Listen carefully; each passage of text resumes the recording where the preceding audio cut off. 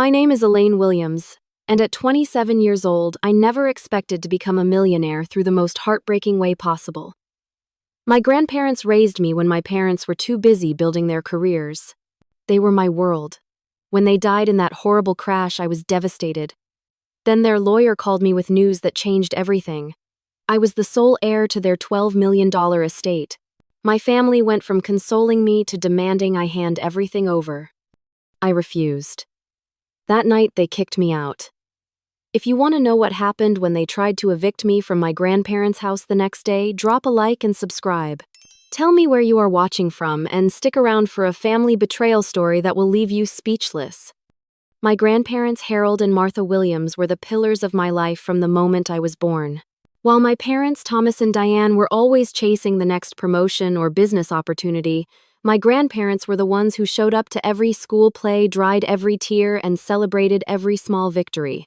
They lived in a beautiful Victorian-style home just 20 minutes from our suburban house, and that distance felt like nothing when I needed to escape. Growing up, I always felt like the odd one out in my immediate family. My older brother Brian, now 35, was the golden child with his business acumen and charismatic personality.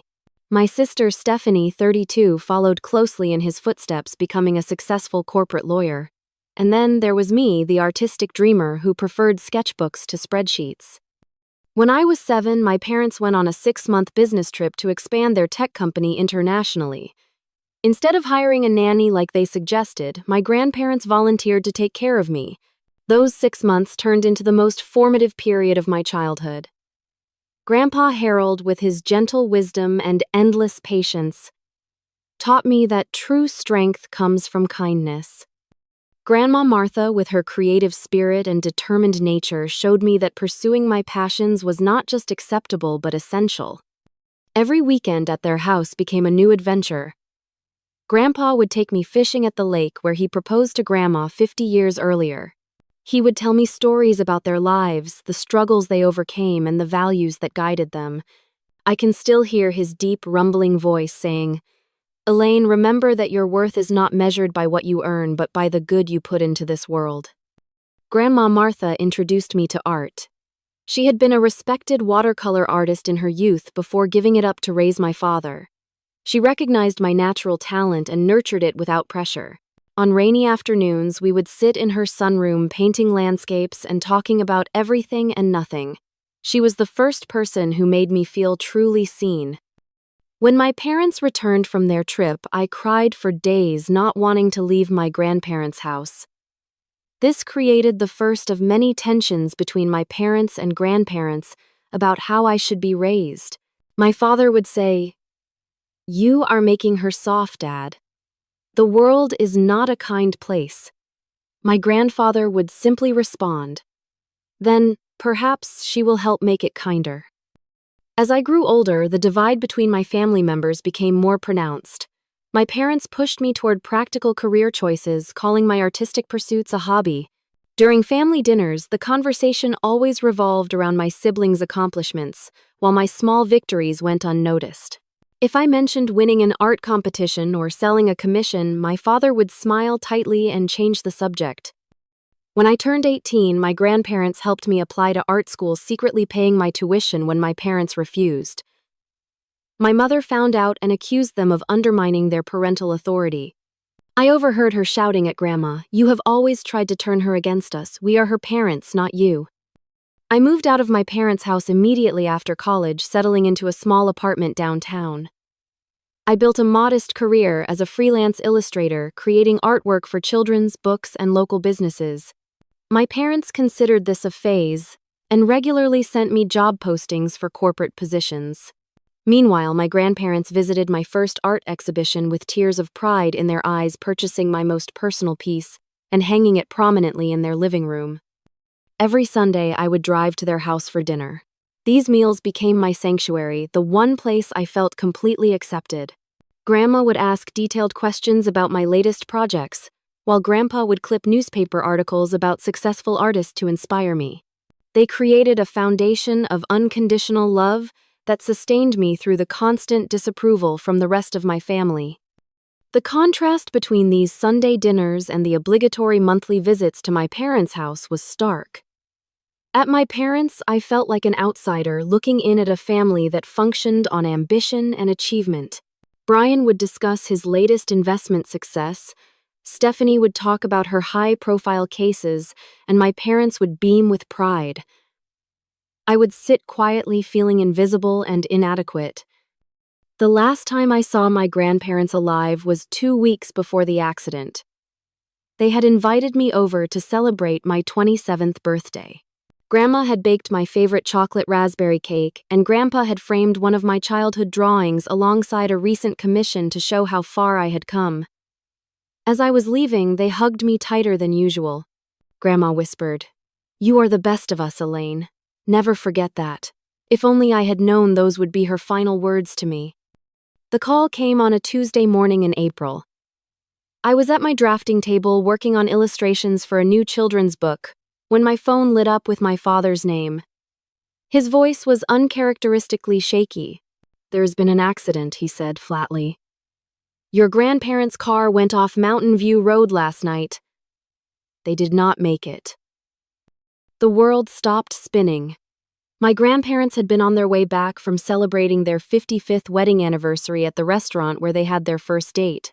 According to the police report, a truck driver had fallen asleep at the wheel crossing into their lane on the winding mountain road.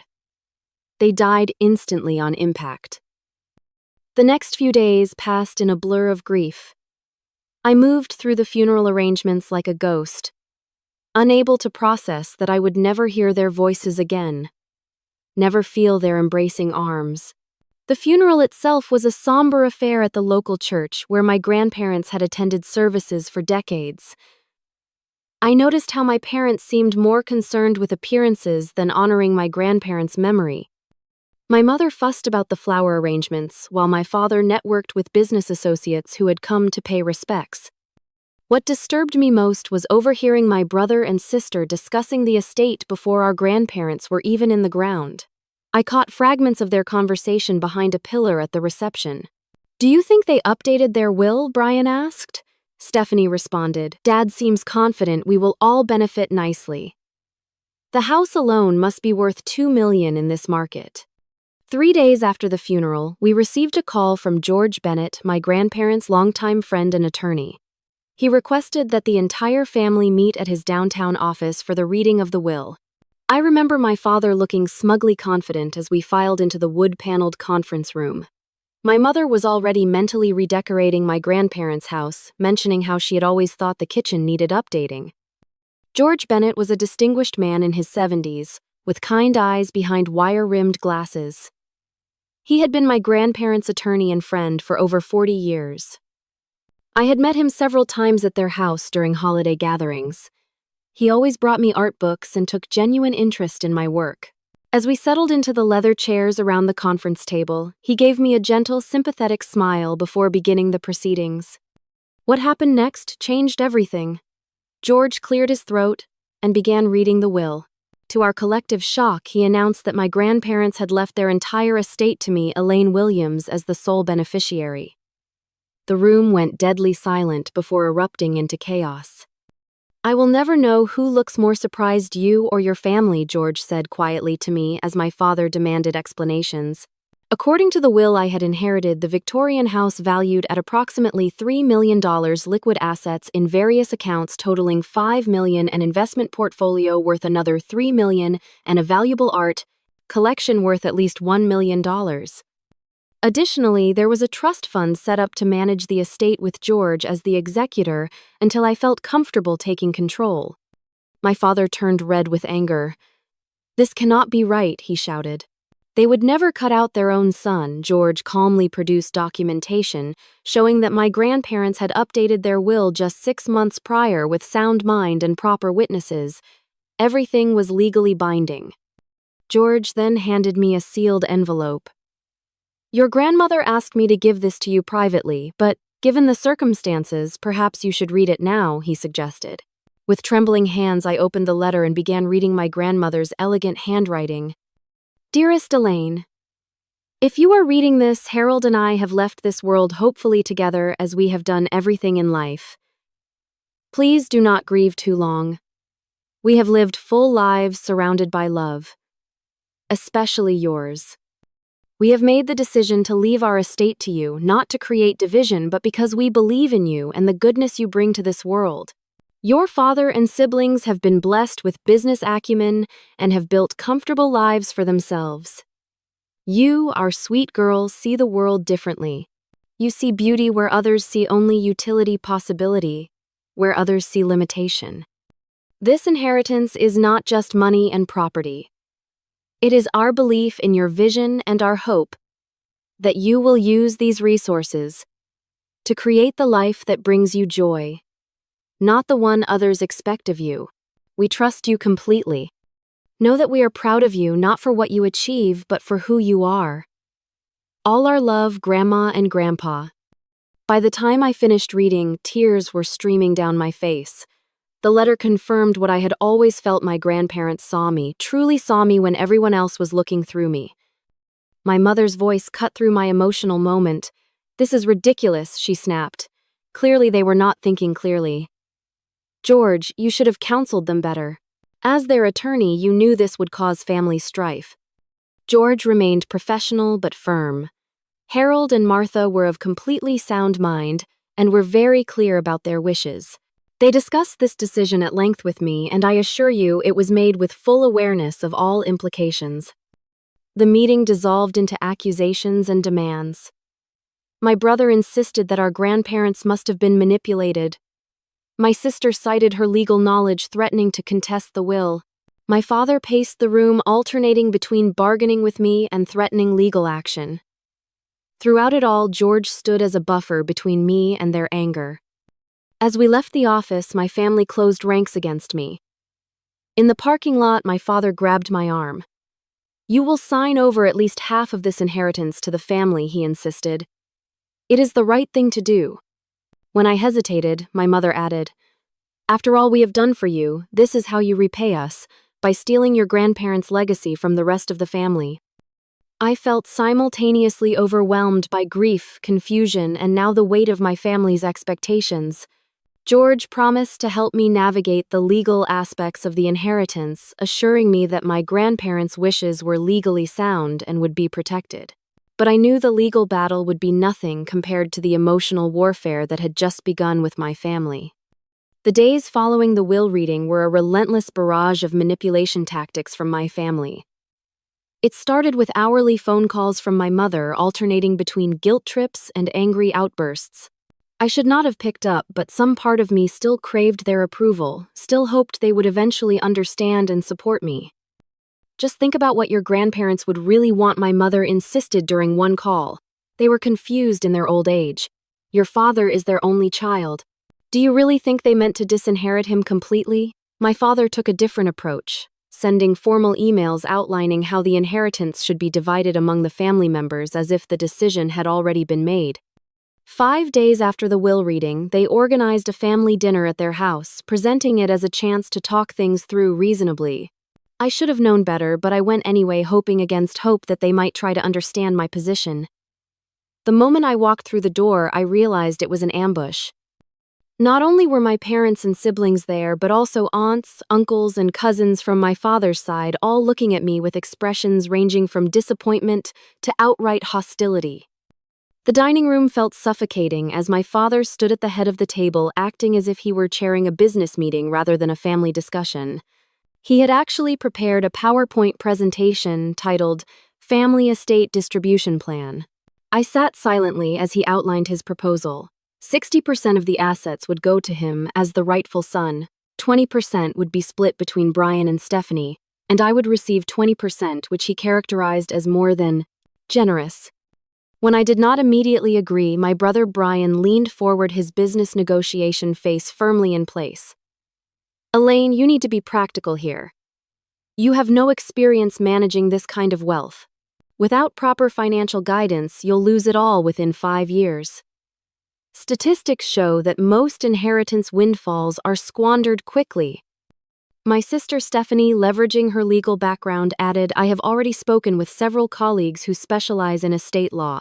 They all agree that a will that completely cuts out the direct descendant in favor of a grandchild could easily be contested on grounds of undue influence or diminished capacity. The pressure continued to mount as various relatives chimed in with their opinions. My Aunt Patricia, who had visited my grandparents perhaps twice in the last decade, had the audacity to say Harold and Martha would be so disappointed to see their legacy tearing the family apart like this. Elaine, dear, the right thing to do is clear. Throughout this orchestrated attack, I noticed my cousin Sarah, just a year younger than me, watching silently from the corner with sympathy in her eyes. We had been close as children before our paths diverged. She went to medical school while I pursued art. She was the only person in the room who did not seem to be judging me. When I finally found my voice, I spoke quietly but firmly. I understand everyone has strong feelings about this, but my grandparents made their decision clearly and legally. I intend to honor their wishes. My father's face darkened. You have always been selfish, Elaine. Always in your own little world, taking and never giving back. Do you know how much money we spent on your useless art education? And now you want to steal your grandparents' hard-earned money too? My mother switched to tears, her favorite manipulation tactic. How can you do this to us, after all the sacrifices we made for you? She conveniently forgot that it was my grandparents who had paid for my education. Things escalated when Brian stood up, pointing his finger at me. You know what people are saying, right? That you manipulated two elderly people playing the devoted granddaughter while filling their heads with lies about the rest of us. It is sick, Elaine. Really sick. I felt my cheeks burn with anger and humiliation. I never asked for this. I never even knew about the will. Stephanie interjected with cold precision. Well, how convenient for you. You expect us to believe you had no idea they were planning to leave everything to you. The perfect little artist granddaughter who could do no wrong. The argument reached its breaking point when my father slammed his hand on the table. Enough. This is what is going to happen. You will call George tomorrow and tell him you want to redistribute the inheritance according to my plan. If you refuse, you are no longer welcome in this family. I looked around the table at the faces of people who were supposed to love me unconditionally, now twisted with greed and resentment. In that moment, something broke inside me, the last thread of hope that they would ever truly accept me for who I was. I stood up slowly, my voice steadier than I felt. Grandma and Grandpa trusted me with their legacy. I will not betray that trust, not even for the sake of family peace. My mother gasped dramatically. Then you have made your choice. Do not expect any support from us when you inevitably fail. As I turned to leave, Sarah quietly stood up and handed me a folded piece of paper with her phone number. Call me if you need anything, she whispered. I was nearly to the door when my father delivered his final blow. If you walk out that door without agreeing to our terms, do not bother coming back. You are choosing money over family, and that makes you no daughter of mine. I paused, turned, and looked him directly in the eyes. No, Dad. I am choosing to respect the wishes of the two people who truly loved me unconditionally. Something you never managed to do. That night, I packed my essentials into my car, tears streaming down my face as I left the apartment my parents had co-signed for. I checked into a hotel feeling utterly alone, yet strangely liberated. For the first time in my life, I was completely free from their expectations and disappointments. I cried myself to sleep, mourning not just my grandparents, but the family I had always hoped would someday accept me. The next morning, I woke up with swollen eyes and a strange sense of determination. If my family had disowned me, then I would build a new life on my own terms. I called George, who was relieved to hear from me, having received several threatening messages from my father overnight. Miss Williams, your grandmother gave me explicit instructions to help you transition into the house whenever you felt ready, he said kindly. Would you like me to meet you there this afternoon? I agreed, feeling a mix of grief and anticipation at the prospect of entering my grandparents' home as its new owner. When I pulled into the familiar circular driveway, the Victorian house looked exactly as it always had, with its gingerbread trim and wraparound porch. Yet everything felt different. The hanging baskets of ferns my grandmother had lovingly tended were beginning to wilt. The porch swing where my grandfather had told me countless stories sat motionless in the spring breeze. George was waiting on the porch, a set of keys and a thick folder in his hands. As he unlocked the door, he explained, "Your grandparents left detailed instructions about everything in the house. Martha was nothing if not organized." He handed me the keys with a gentle smile. "Welcome home, Elaine. They would be so happy to know you are here." Stepping over the threshold without my grandparents greeting me felt wrong, like entering a church after services had ended. The house smelled the same, a mixture of lemon-polish old books and the lingering scent of my grandmother's rose perfume. I ran my fingers along the familiar mahogany banister, remembering how I used to slide down it as a child while my grandfather pretended not to notice. George showed me to the study where several boxes of documents were neatly stacked on the large oak desk. "These contain all the financial records, property deeds, and investment information," he explained. "Also, your grandmother kept extensive journals and correspondence that she specifically wanted you to have. I have taken the liberty of having a security system installed given your father's recent threats." After George left, promising to return the next day to go over more details, I found myself alone in the house, filled with memories. Rather than unpacking my meager belongings, I was drawn to the boxes of my grandmother's journals. The oldest dated back to before my father was born, bound in faded leather with her maiden name embossed on the cover. As I began reading, a very different picture of my family emerged. I discovered that my grandparents had not always been wealthy.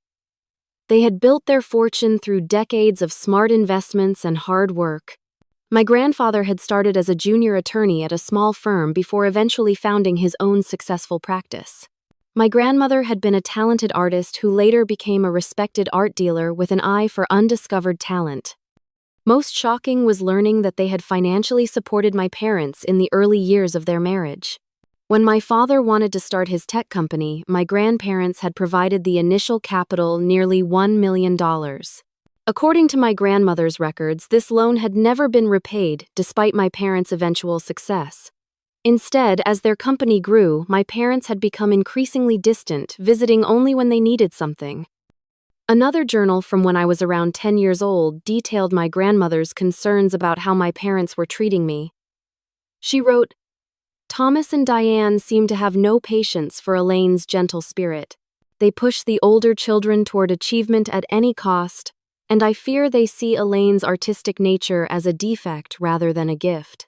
Harold and I have discussed taking a more active role in her upbringing, even if it causes tension with Thomas." In a box of correspondence, I found letters between my grandfather and my father spanning 2 decades. The early letters were warm and supportive, but over time my father's tone became increasingly demanding and entitled. In one particularly disturbing letter dated just 5 years ago, my father had actually suggested that my grandparents should sell their house and move into a retirement community, offering to help them manage the resulting funds. Reading between the lines, it was clear he had been trying to get control of their assets even then. As the sun began to set, casting long shadows across the study, I discovered a hidden compartment in my grandfather's desk. Inside was a USB drive labeled "Family Business" and a handwritten note saying, "For Elaine, if necessary." I plugged it into my laptop and found dozens of folders containing financial records, emails, and legal documents. Among them was evidence that my brother Brian had approached my grandfather 3 years ago asking for a $2 million investment in a business venture. My grandfather had apparently done his due diligence and discovered the venture was highly questionable, possibly fraudulent. He had declined to invest, and Brian had never mentioned it to the rest of the family. I was so absorbed in these revelations that I nearly jumped out of my skin when the doorbell rang. My heart racing, I approached the front door cautiously, half expecting to find my angry family on the porch. Instead, I was greeted by an elderly man in overalls, with a weathered face and kind eyes. "Miss Elaine, I am Frank, your grandparents' gardener for the past 30 years. I heard you had moved in and wanted to pay my respects. I have been keeping an eye on the gardens since they passed. Your grandmother would not have wanted her roses to suffer." I invited Frank in for tea, and over the next hour, he shared stories about my grandparents that I had never heard. How my grandfather had paid for Frank's daughter's college education when his wife fell ill and medical bills depleted their savings. How my grandmother had visited Frank's wife in the hospital every day for 3 months, bringing fresh flowers and home-cooked meals. The picture he painted was consistent with the grandparents I knew, loving, generous, and principled. When I need to make a difficult decision, your grandfather always said to ask yourself what kind of person you want to be when you look back on your life, not what is easiest in the moment, Frank told me as he was leaving. They were good people, Miss Elaine. The best I ever known. That night I explored more of the house, seeing it through new eyes. In what had been my grandmother's art studio, I discovered dozens of my childhood drawings and paintings carefully preserved in archival sleeves. She had kept everything from my first clumsy crayon scribbles to my recent professional work. Beside them was a half-finished painting of her own, a portrait of me that she must have been working on before she died. In my grandfather's library, I found books on art investment and nonprofit management, with recent bookmarks and notes in the margins. It seemed they had been researching ways to help me establish myself as an artist long before they updated their will. As I continued exploring, I came across photos of my grandparents with prominent figures in the art world at charity galas and receiving community service awards. I realized how little I actually knew about their lives outside of their relationship with me. They had been respected community leaders who used their wealth to help others quietly and without recognition. By midnight, sitting in my grandmother's garden room surrounded by her beloved plants, I made a decision. I would use this inheritance exactly as they had intended, not just to secure my own future, but to continue their legacy of quiet generosity. I would establish a foundation in their name to support young artists who, like me, needed someone to believe in them when their own families did not. As I finally went to bed in the guest room, unable to bring myself to use my grandparents' bedroom, yet I felt their presence all around me. For the first time since their death, I slept peacefully, knowing I was exactly where I was meant to be. I was awakened the next morning by my phone buzzing with text messages. My sister Stephanie had sent a series of increasingly threatening messages. "You have 24 hours to reconsider. Dad has hired Vincent Morgan." In the legal world, my stomach dropped. Vincent Morgan was one of the most aggressive estate attorneys in the state, known for his ruthless tactics and high success rate in contesting wills. More messages followed from various family members, ranging from guilt-inducing pleas to outright threats. My aunt wrote, "Your grandparents are rolling in their graves seeing how you've torn this family apart. My brother sent, hope you're enjoying playing house in a property that should belong to all of us. Dad is going to make sure you regret this." I called George immediately, who reassured me that the will was solid but suggested we meet that afternoon to discuss a strategy. "You're not alone in this, Elaine. Your grandparents anticipated potential challenges and took extensive precautions." Later that morning, as I was sorting through more of my grandparents' papers, the doorbell rang. A young woman with a friendly smile introduced herself as Lily Andrews, claiming to be an old friend of mine from art school. I had no recollection of ever meeting her, but she spoke convincingly about classes and professors, making me doubt my own memory. She asked for a tour of the house, commenting extensively on the value of various antiques and art pieces. Her questions became increasingly focused on whether I planned to sell anything, and if I lived alone in the big house. Something about her felt off, but I couldn't place why. When she went to the bathroom, I noticed her taking photos of the hallway and rooms she passed. As she was leaving, she hugged me awkwardly and said, "It was so great catching up. I might bring some other classmates by soon. We should totally hang out more often." A chill ran down my spine as I watched her get into a car where someone was waiting in the driver's seat. The car drove past the house twice more that afternoon. My suspicions were confirmed when my cousin Sarah called me. "Elaine, I need to warn you. They sent someone to spy on you, some girl they hired to pretend she knows you from school. They're trying to gather evidence that you're living extravagantly or mismanaging the estate." My blood ran cold. So, I hadn't been paranoid after all. Sarah continued, I can't believe how they're behaving. This isn't about fairness, it's about control.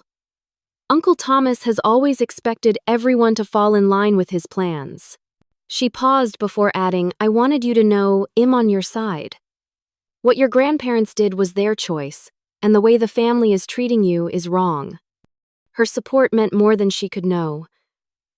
For the first time in days, I didn't feel completely alone against my family. We agreed to meet for coffee soon away from the prying eyes of our relatives. Later that afternoon, I met with George at his office to discuss the legal threats. He suggested bringing in additional legal support and recommended a younger attorney named Michael Richardson, who specialized in contested wills. Michael arrived 20 minutes later, a man around my age with intelligent eyes and a determined expression. As George explained my situation, Michael took detailed notes, occasionally asking clarifying questions. When George mentioned my grandparents' names, Michael looked up with sudden recognition. Harold and Martha Williams, he asked. Mr. Williams gave me my first internship in law school. He was an incredible mentor to me. I had no idea he had passed.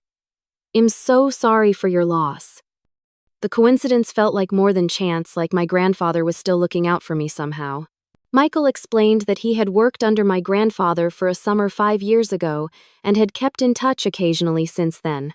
This personal connection made me trust him immediately, in a way I might not have trusted another lawyer. Michael was straightforward about what we were facing. Your father has significant resources and connections. Vincent Morgan has a reputation for using aggressive tactics, including trying to overwhelm beneficiaries with paperwork and legal costs until they agree to settle. The good news is that your grandparents' will appears to be exceptionally well crafted. The fact that they updated it recently with proper witnesses and medical verification of their mental capacity strengthens our position considerably. We spent hours going through every potential legal challenge my family might bring and preparing counter-arguments. By the time we finished, it was nearly dark, and Michael offered to follow me home to ensure I arrived safely, concerned about the surveillance Sarah had warned me about. As we pulled into the driveway, my headlights illuminated something that made my blood freeze. My father's car was parked on the street along with my brother's SUV and 2 vehicles I didn't recognize. Light spilled from the windows of my grandparents' house, and I could see figures moving inside. Michael immediately called the police while I sat paralyzed with shock. How had they gotten in? Then I remembered the spare key my grandmother kept hidden in the garden, a key I hadn't thought to relocate. Before the police arrived, Michael and I watched from my car as my father, brother, sister, and 2 men in suits I didn't recognize carried boxes and small pieces of furniture out to their vehicles. They were literally looting the house while I sat watching. When the police finally arrived, my father greeted them with the confident smile he reserved for authority figures. Officer Im, glad you're here. My daughter has been experiencing some mental health issues since my parents passed away. We're just collecting some family heirlooms that belong to us before she can damage or sell them.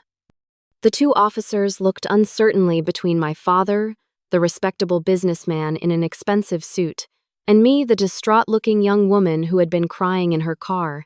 For a moment, I feared they would believe him over me. Then Michael stepped forward, introducing himself as my attorney. Officers, this house and everything in it legally belongs to Miss Williams as the sole beneficiary of Harold and Martha Williams' estate. These individuals are trespassing and attempting to remove property that is not theirs.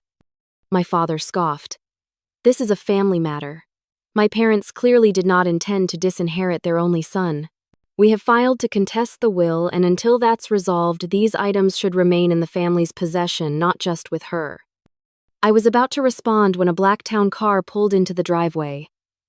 George Bennett emerged, followed by a distinguished-looking man in his 60s who carried himself with unmistakable authority.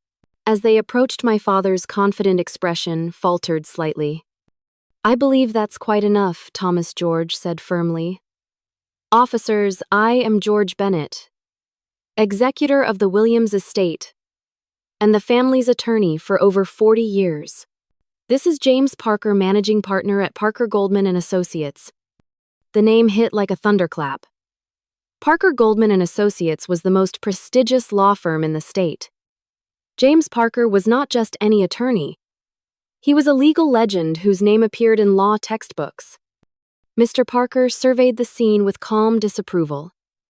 "Officers, I can provide you with all the necessary documentation proving Miss Williams' legal ownership of this property and its contents.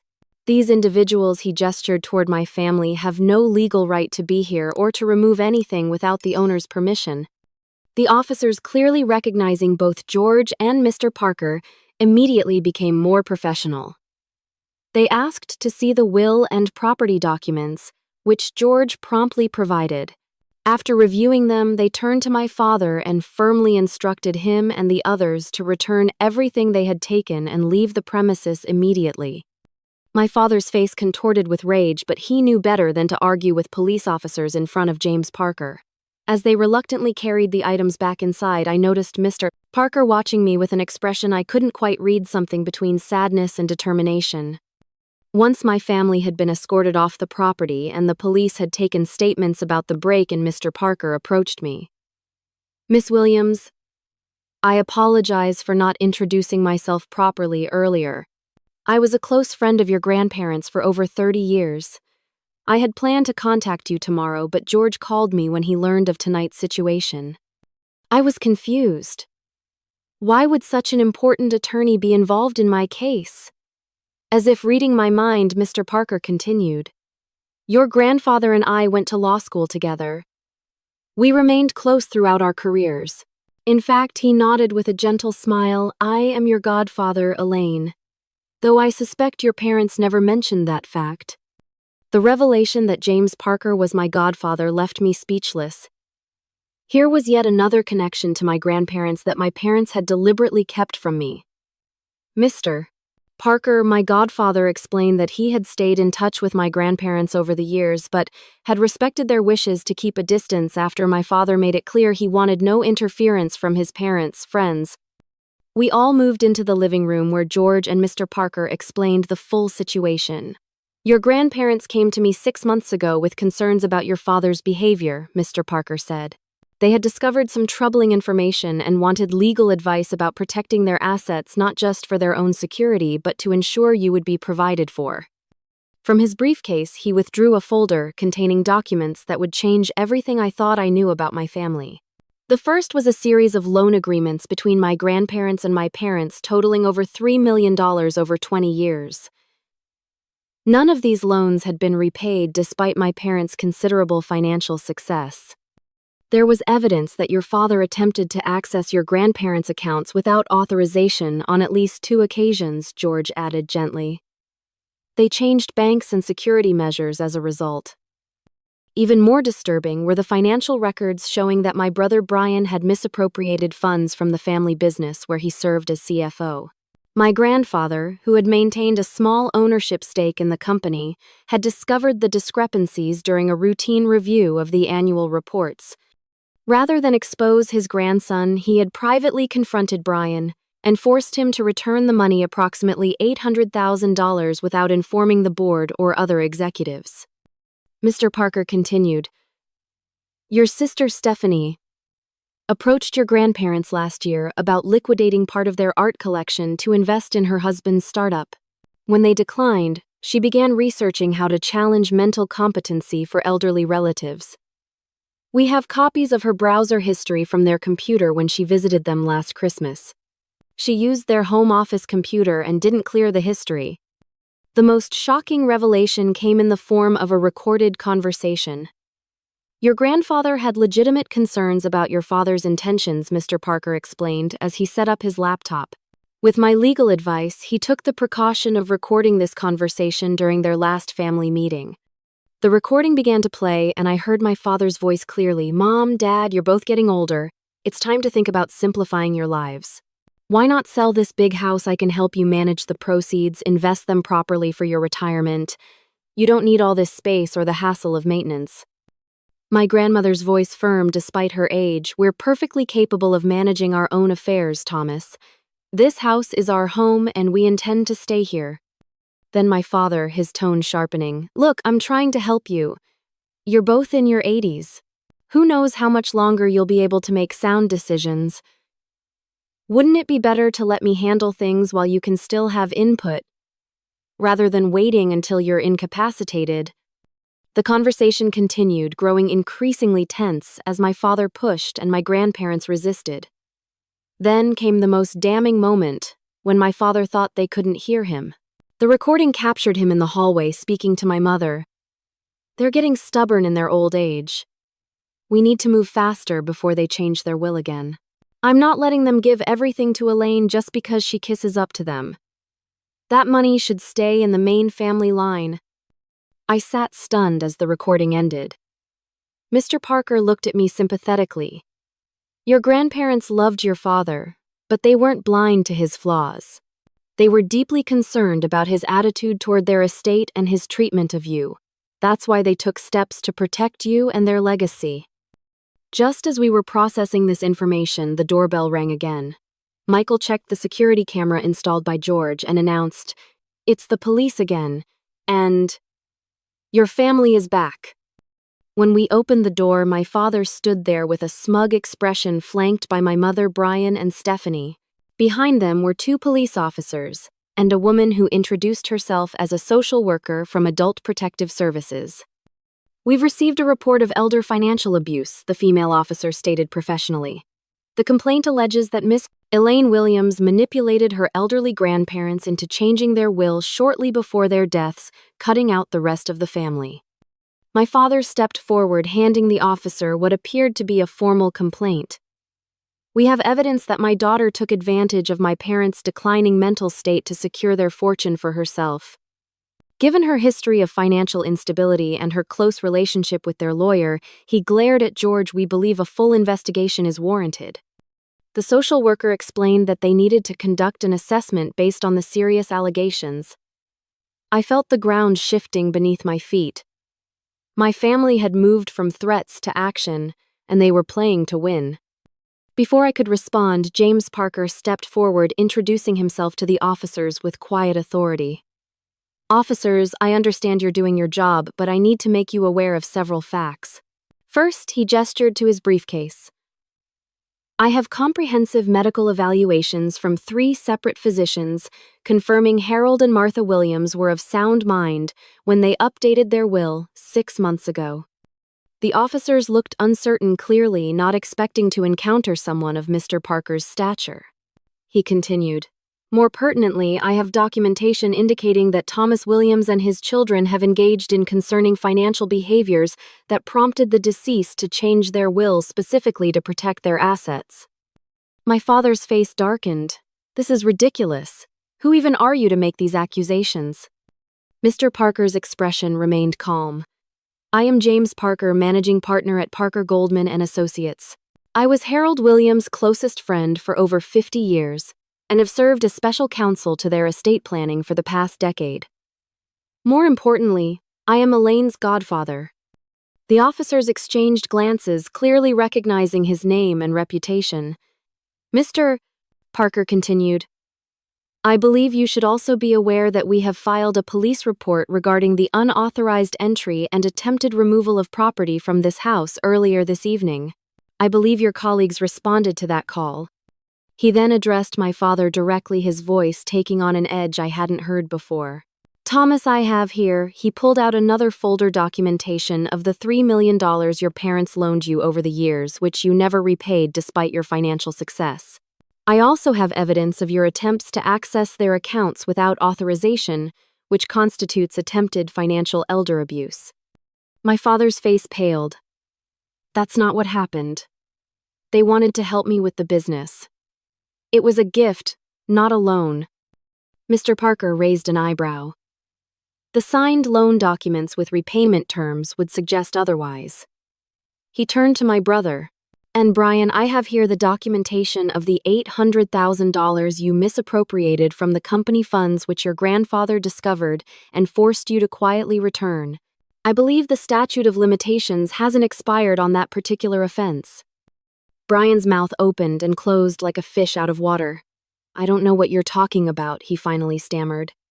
The social worker and police officers were now looking at my family with growing suspicion. Mr. Parker addressed my sister next.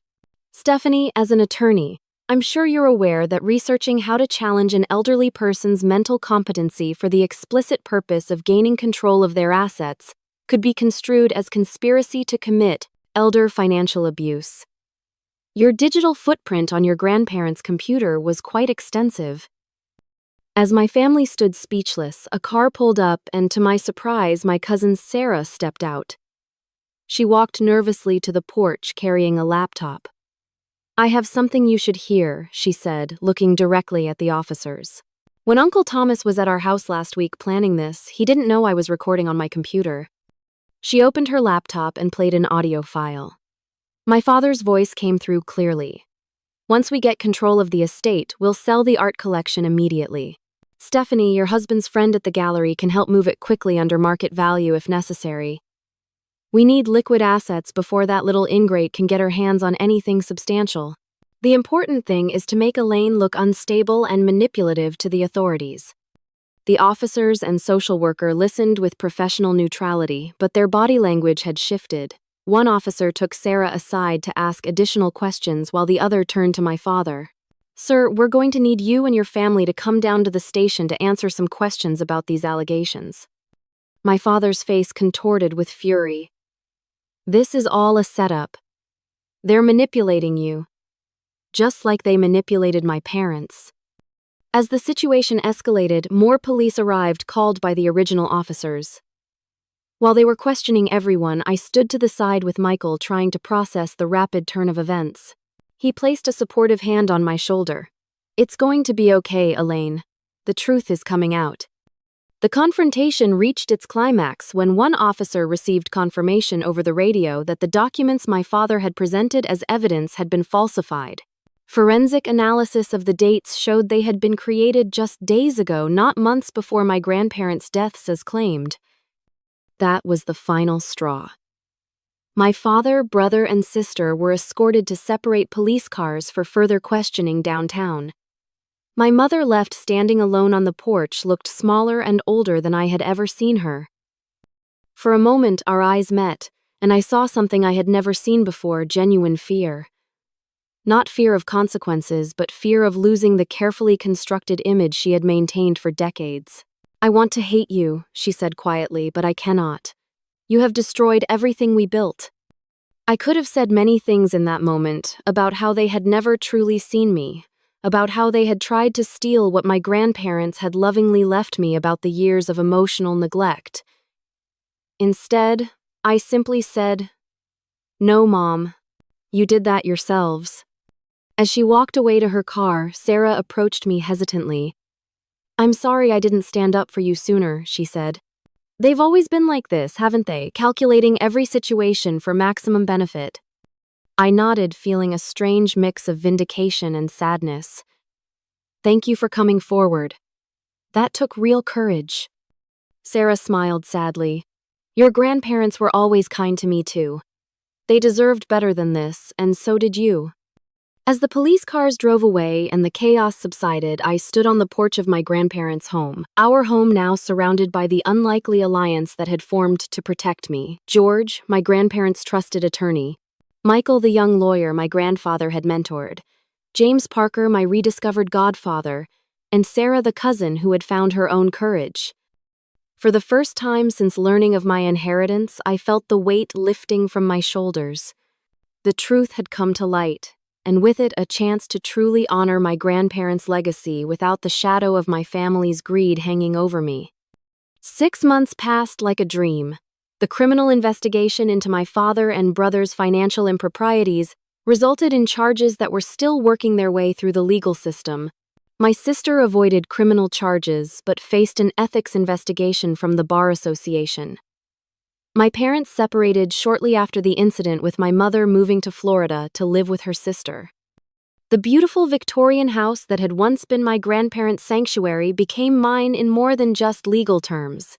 I renovated the ground floor to create a community art space where local artists could exhibit their work without the prohibitive fees of commercial galleries. The sunroom where my grandmother had taught me to paint became a studio where I offered free art classes to children from low-income neighborhoods. With James Parker's guidance, I established the Harold and Martha Williams Foundation, dedicated to providing scholarships and grants to young artists struggling to pursue their passion against financial or family obstacles.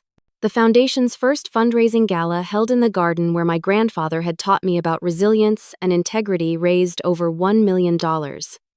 Michael Richardson, who had stood by me during the darkest moments, became a trusted friend, and eventually something more. Our shared connection to my grandfather created a foundation of understanding that blossomed into love. He understood my need to move slowly to heal from the family trauma before fully opening my heart. My cousin Sarah, inspired by the events and seeking her own independence, accepted my invitation to move into the east wing of the house. She had always wanted to pursue music but had been pushed into medicine by her parents. Now at 26, she was starting over, taking music classes and helping me with the foundation. Her presence filled the large house with laughter and harmony. News about my family came in fragments. My father's company suffered after the scandal broke, with several board members distancing themselves from him. Brian faced embezzlement charges from his own company once they conducted a thorough audit. Stephanie and her husband moved to another state, starting over where their reputation hadn't been tarnished. Some relatives who had initially sided with my parents reached out apologetically, claiming they hadn't understood the full situation. I was civil but cautious, setting clear boundaries while leaving the door open for genuine reconciliation. A few, like my mother's younger brother, who had always been kind to me, became regular visitors to the art center. As autumn turned the maple trees in the garden to gold and crimson, I discovered another treasure in my grandfather's study, a journal he had kept specifically about their wealth and its origins. The story was fascinating and humbling. My great-grandfather had been a carpenter who saved a prominent businessman from a hotel fire in 1930. The grateful businessman had helped him invest his modest savings wisely, setting in motion the family fortune.